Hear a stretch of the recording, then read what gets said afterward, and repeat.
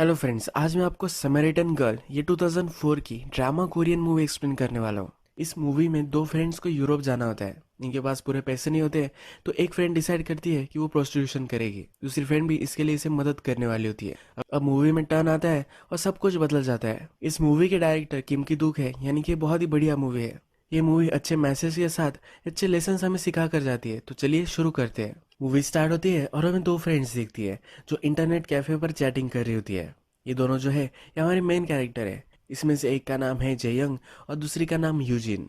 यहाँ पर जेयंग अपने फ्यूचर क्लाइंट से बात कर रही होती है। ये इसके साथ सोने वाली है, तो पैसे वगैरह ये सब डिसाइड करते हैं। यूजिन और जेयंग ये दोनों अच्छी फ्रेंड्स होती है। इन दोनों को मिलकर यूरोप जाना होता है। इसके लिए इन्हें पैसे चाहिए होते हैं। इसी वजह से जेयंग प्रोस्टिट्यूशन में जा रही होती है। ये खुद ही ऑनलाइन क्लाइंट ढूंढ लेती है। यूजिन जेयंग को मदद करती है, उसका मेकअप वगैरह कर दे रही होती है। जेयंग यूजिन से कहती है कि इंडिया में एक प्रोस्टिट्यूट थी जिसका नाम वसुमित्रा था। जब भी कोई आदमी उसके पास जाता था तो बुद्ध पे वो बिलीव करने लग जाता था। उनका वो शिष्य बन जाता था और बुद्धिज्म के जो भी सब ख्याल है उनसे वो जीने लग जाता था। डेयंग कहती है कि वो उसे इतना प्यार देती थी कि अब उसे गॉड पर बिलीव होने लग जाता था। जेयंग को भी यूजिन इसी नाम से पुकारे ऐसा लग रहा होता है। जेयंग को भी वसुमित्रा की तरह ही बनना है। एक जगह पर जाकर ये दोनों क्लाइंट का वेट करती है। फिर जेयंग का क्लाइंट आता है और ये दोनों होटल में चले जाते हैं। यूजिन के पास एक डायरी होती है जिसमें क्लाइंट के नाम नंबर होते हैं और इनके पास अब कितने पैसे आ चुके हैं इस सब का हिसाब होता है। जेंग अपने क्लाइंट के पास जाती है और यूजिन को अगली बिल्डिंग से वेव करती है। थोड़ी देर बाद यूजिन को दिखता है कि पुलिस आ चुकी है। जेंग को भी पता चल जाता है कि उसकी बिल्डिंग पर रेड पड़ी है, तो एग्जिट से वो निकल कर नीचे आ जाती है। पुलिस भी इन दोनों के पीछे भागते हैं, पर ये भागते भागते बहुत आगे पहुंच जाते हैं। इन्हें वो पकड़ नहीं पाते। इसके बाद ये पार्क में आते हैं और डिस्कस कर रहे होते हैं कि अब इनके पास कितने पैसे हैं। ये कैलकुलेट करते हैं कि एक का ही प्लेन टिकट के पैसे इनके पास है। जैंग कहती है कि अब उसे 10 बार ये करना पड़ेगा और सब कुछ पैसे उनके पास आ जाएंगे। जैंग कहती कि जिस आदमी के साथ में थी वो सेंसर बेचता है। यूजिन इस पर चिढ़ जाती है। वो कहती है कि उसका प्रोफेशन पूछने की क्या जरूरत थी। जैंग कहती है अगर मैं उनसे बात नहीं करूंगी तो मैं सही से कनेक्शन नहीं बना पाऊंगी। मैं ये सिर्फ पैसों के लिए कर रही हूँ, ऐसा मुझे लगेगा। जो भी टाइम जेंग अपने क्लाइंट के साथ गुजारती है उसमें उसे रियल कनेक्शन ढूंढना होता है। हमने देखा है कि उसे वसुमित्रा की तरह ही बनना होता है। यूजिन फिर जेंग को बाथरूम में लेकर जाती है, उसे साफ करती है। जेंग कहती कि अब बस हो गया। यूजिन कहती कि वो बहुत ही घटिया आदमी है, तुम्हें सही से मुझे साफ करना है। यूजिन को बुरा लग रहा होता है कि उसकी वजह से यह सब जेंग को करना पड़ रहा है। जेंग कहती कि ऐसा कुछ भी नहीं है, मुझे भी ये करने में मजा आ रहा है, इसलिए मैं कर रही हूँ। इसके बाद हम देखते हैं कि दोनों पार्क में जाते हैं, घूमते फिरते मजा करते हैं। यूजिन अपने फादर के साथ अकेली ही रहती है। सुबह जब वो उठती है तो उसके फादर उसके लिए ब्रेकफास्ट वगैरह बना कर लाते हैं। यूजिन को उठाने के लिए म्यूजिक लगाते हैं, उसके हेडफोन उसके कान में लगा देते हैं। यूजिन से उसके फादर बहुत ही प्यार करते हैं। यूजिन की मदर पहले ही गुजर गई है। फादर यूजिन को जब स्कूल में छोड़ने के लिए जाते हैं तो पूरे वर्ल्ड में से अलग अलग स्टोरीज उसे सुनाते हैं। यूजिन इतना ध्यान नहीं देती, फिर भी ये सुनाते हैं। इस बार यूजिन और जेंग मिलती है तो यूजिन कहती है कि मुझे बहुत ही अलग लग रहा है।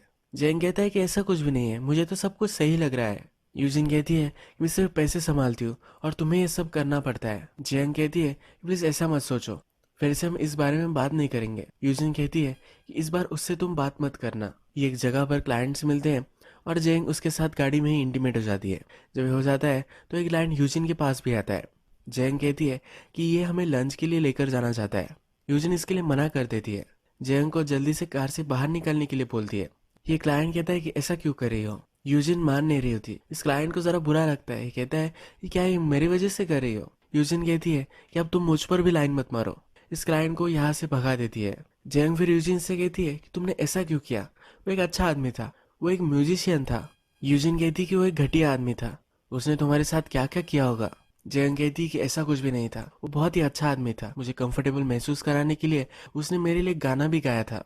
यूजिन को बहुत ही बुरा लगता है तो जेंग समझ जाती है। जेंग कहती है कि अब से मैं उनसे कुछ भी बात नहीं करूंगी।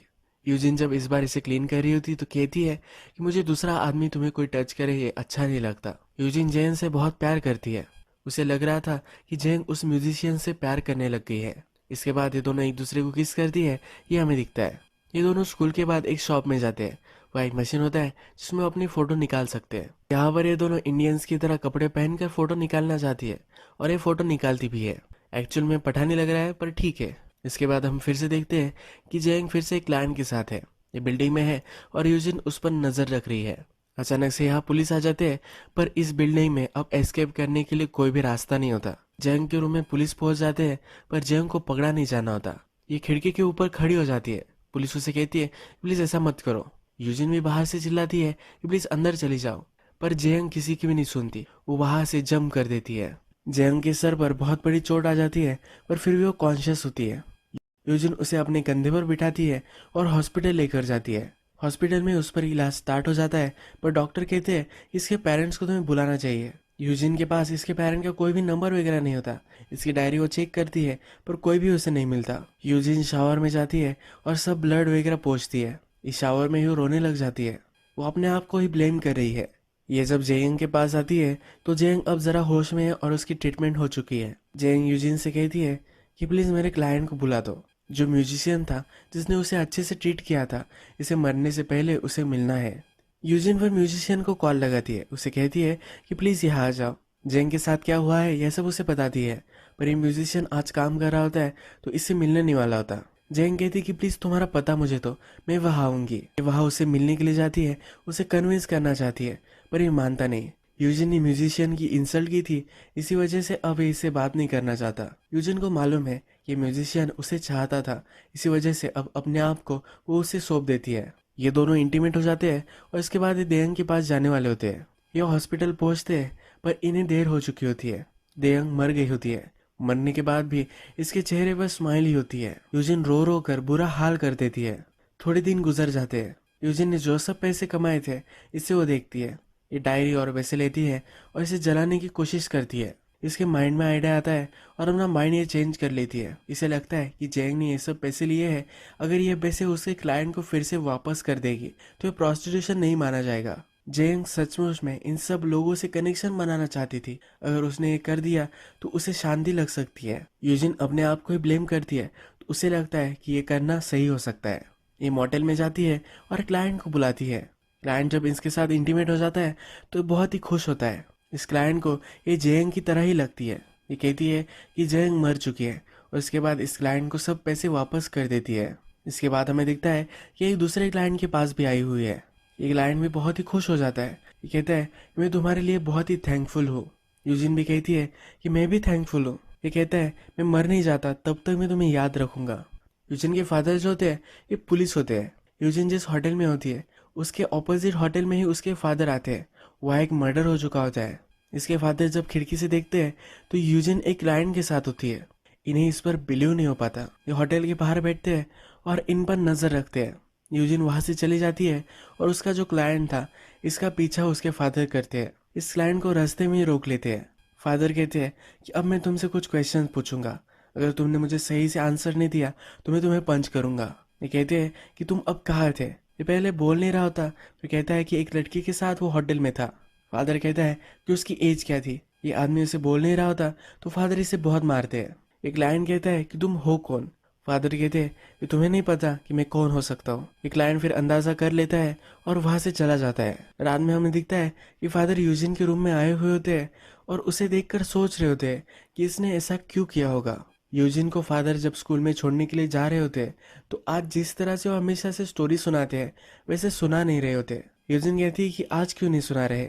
उसके फादर कहते हैं कि तुम सुनती कहाँ हो। कहती है मैं सुनती हूँ, प्लीज मुझे सुनाओ। ये फादर कहते कि 3 फ्रेंड्स थी, वो फॉरेस्ट में गई तो उन्हें मदर मेरी देखी थी। उनकी लाइट में इन लड़कियों को दुनिया का अंत दिखा। ये उनके लिए बहुत ही शॉकिंग था। जब इसके बाद वो बेहोश होकर उठी तो टाउन की प्रीचर के पास गई। फादर पूछते हैं कि क्या तुम मिरेकल्स पर बिलीव करती हो। यूजिन कहती है कि कोई मिरेकल हो जाए ऐसा मुझे लगता है। इस स्टोरी को आप याद रखना, इस मूवी का एक बहुत ही अच्छा प्लॉट पॉइंट है। आज फादर अपने जॉब पर नहीं जाने वाले होते हैं। ये स्कूल के बाहर ही खड़े होते हैं और यूजिन कहाँ जा रही है इस पर वो नजर रख रहे होते हैं। यूजिन एक मॉडल पर जाती है और अपने क्लाइंट का वेट करती है। उसके फादर बाहर ही खड़े होते हैं और सब लोगों को पूछ रहे होते हैं क्या तुम मॉडल में जा रहे हो, यानी कि उस आदमी को उसे ढूंढना होता है। एक आदमी उन्हें मिल भी जाता है तो ये कहते हैं कि मेरे साथ तुम बैठो। उसे ड्रिंक्स देते हैं। फादर इस क्लाइंट से कहते हैं कि अब तुम यहाँ से चले जाओ। ये आदमी भी समझ जाता है कि ये कुछ डेंजरस है और वहाँ से निकल जाता है। रात में फादर अपने फ्रेंड के साथ एक होटल में आए हुए होते हैं। वहाँ पर कुछ लड़कियाँ होती है। ये लड़कियाँ यूजिन की ही एज की होती है। इसका जो पार्टनर होता है ये इस लड़कियों पर लाइन मारने लग जाता है। इनसे वो बातचीत करता है और उन्हें वो ड्रिंक ऑफर करता है। इन लड़कियों के बॉयफ्रेंड्स फिर वहाँ आते हैं। ये लड़कियाँ इसकी कंप्लेंट उनके पास करती है। ये लड़के कहते हैं कि एक परवर्ट है, उसे वहाँ से निकल जाने के लिए कहते हैं। ये पुलिस ऑफिसर ही है, तो इन सब लड़कों को सबक सिखाना चाहता है। फादर अपने पार्टनर को रोकना चाहता है, पर ये पार्टनर रोकने नहीं वाला होता, इसे स्लैप करता है। ये पार्टनर कहता है कि आज तुम्हें हुआ क्या है। ये इस डिनर पर आज बहुत ही साइलेंट साइलेंट ही थे, और अपने फ्रेंड को भी इन्होंने स्लैप किया है। दूसरे दिन भी यूजिन के पीछे उसके फादर करते हैं। इस बार एक क्लाइंट के साथ खेत में आती है। वहां पर बड़े से पत्थर फादर उठाते हैं और गाड़ी का कांच फोड़ते हैं। यूजिन और क्लाइंट दोनों डर जाते हैं और वहां से निकल जाते हैं। इस क्लाइंट का पीछा फादर करते हैं और नेक्स्ट दिन उससे मिलते हैं। ये उससे सिगरेट मांगते हैं और कहते हैं कि मैं तुम्हें आगे तक लिफ्ट दे सकता हूँ। ये आदमी कहते हैं कि मैं यही रहता हूँ, कोई ज़रूरत नहीं है। ये आदमी चलने लग जाता है तो फिर भी इसका पीछा फादर करते हैं। ये आदमी डर जाता है, इनके पास आता है और जान जाता है कि यूजिन के फादर होंगे। एक क्लाइंट कहता है कि मैं बहुत ही सॉरी हूँ। ये जो क्लाइंट है फादर से भी ज़्यादा इसकी एज है। इसकी बिल्डिंग फादर देखते हैं और यही रुकते हैं। ये आदमी अपनी बैल्कनी से देखता है तो इसका कौन सा फ्लैट है ये भी उसे दिख जाता है। फादर फिर इसके घर में आ जाते हैं। ये अपनी फैमिली के साथ डिनर कर रहा होता है। इसमें इसकी बेटी भी होती है जो यूजिन की ही एज की होती है। फादर इसे मारने लग जाता है। फैमिली कहती है तुम इसे क्यों मार रहे हो। फादर कहता है कि अपनी बेटी की उम्र की लड़की के साथ तुम ये सब कर रहे थे, क्या तुम्हें कोई शर्म नहीं आई। इसके बाद फादर यहाँ से निकल जाता है और एक क्लाइंट बहुत ही शर्मिंदा होता है। इसकी वाइफ इससे क्वेश्चन पूछने लग जाती है, पर इसका कोई भी आंसर इसके पास नहीं होता। इसे बहुत पछता होता है। ये बिल्डिंग से जंप मारकर खुदकुशी कर लेता है। नेक्स्ट दिन फिर से यूजिन अपने क्लाइंट के साथ होती है। उसके फादर उसका पीछा कर रहे होते हैं। इस बार ट्रैफिक में फादर फंस जाते हैं। यूजिन आगे चली जाती है।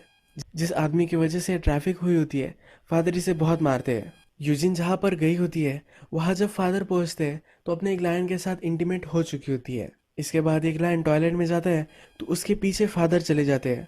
फादर को अब बहुत ही गुस्सा आ जाता है और इस क्लाइंट को मार मार कर उसका मर्डर वो कर देते हैं। यूजिन को थोड़ी देर में लगता है कि कुछ गड़बड़ है, देखने के लिए जाती है तो रोने लग जाती है। आगे चलकर उसके पास जो डायरी थी वो फेंक देती है। अब जेयंग के सब क्लाइंट्स को उसने पैसे दे दिए हैं। यूजिन जब घर वापस आती है तो उसके फादर सब उसका फूड वगैरह पैक कर रहे होते हैं। फादर कहते हैं कि मदर के ग्रेव को हम विजिट कर आते हैं। मदर के जो ग्रेव है एक माउंटेन पर है, वहाँ वो जाना चाहते हैं। सब फूड वगैरह पैक कर लेते हैं और वहाँ चले जाते हैं। यहाँ पर आकर फादर रोने लग जाते हैं। उन्हें बहुत पछता होता है। फादर फूड खाते हैं पर उल्टी कर देते हैं। कार में माउंटेन उतरते उतरते एक जगह एक कार टकरा जाती है और वो धंस जाते हैं। फादर बहुत ही कोशिश करते हैं इस कार को निकालने के लिए, पर ये निकाल नहीं पाते। ये थक कर यही सो जाते हैं। यूजिन बाहर निकलती है, सब पत्थर वगैरह चाक के यहाँ लगाती है। गाड़ी अब यहाँ से निकल जाती है। अब शाम हो चुकी है और ये बहुत दूर है तो वे घर नहीं जा सकते। एक जगह पर ये रात के लिए रुकने वाले होते हैं। जिस जगह पर रुकते हैं वहाँ एक बूढ़ा आदमी होता है, इनके लिए खाना वगैरह लेकर आता है। रात में फादर फिर से यूजिन को स्टोरी सुनाते हैं। आधी रात हो जाती है और फादर देखते हैं यूजिन के पास नहीं है। यूजिन बाहर बैठी हुई होती है और वो रो रही होती है। उसने जो सब किया है इसके फादर को पता है, ये उसे मालूम है। ये दोनों घर जाते वक्त एक शॉप पर रुकते हैं। फादर अंदर होते हैं तो यूजिन गाड़ी की स्टीयरिंग देखने लग जाती है। गाड़ी चलाते कैसे है ये उसे बहुत ही क्यूरियोसिटी होती है। फादर आते हैं तो कहते हैं कि तुम अब गाड़ी चलाओ, तुम्हें कर सकती हो। यूजिन डर रही होती है। यूजिन रास्ते में सो जाती है तो फादर उसे एक रिवर के पास लेकर आते हैं। यहाँ पर आकर वो पुलिस को कॉल कर देते हैं। इन्होंने मर्डर किया है ये उन्होंने कन्फेस कर दिया है। यूजिन जब उठती है तो उसके फादर उसे कहीं नहीं दिखते।